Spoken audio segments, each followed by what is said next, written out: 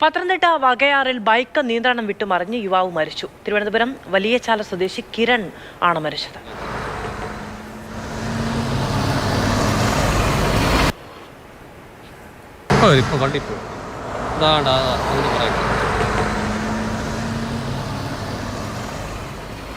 C K അഭിലാലാണ് ചേരുന്നത്. അഭിലാൽ, ഒരു ദുരന്ത വാർത്ത വരുന്നു, അതിൽ ഉൾപ്പെട്ടയാൾ മരിച്ചു എന്നത് കൂടി പറയേണ്ടി വരികയാണ്. എപ്പോഴായിരുന്നു അപകടം സംഭവിച്ചത്? എന്താണ് വിവരങ്ങൾ? ഇടുക്കി ഇല്ലിക്കൽ കല്ലിൽ വിനോദയാത്രയ്ക്ക് പോയി തിരിച്ച് തിരുവനന്തപുരത്തേക്കുള്ള യാത്രക്കിടെയാണ് അപകടമുണ്ടാകുന്നത്. പുനലൂർ മൂവാറ്റുപുഴ സംസ്ഥാന പാതയിൽ കോന്നി പിന്നിട്ട് വകയാർ എത്തുമ്പോൾ ഇന്നലെ വൈകുന്നേരം 3:30 കൂടിയാണ് ഈ അപകടമുണ്ടാകുന്നത്.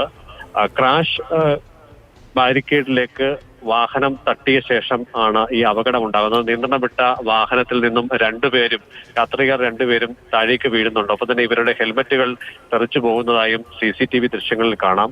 തലക്കേറ്റ ക്ഷതമാണ് തിരുവനന്തപുരം മരണത്തിന് ഇടയാക്കിയത്.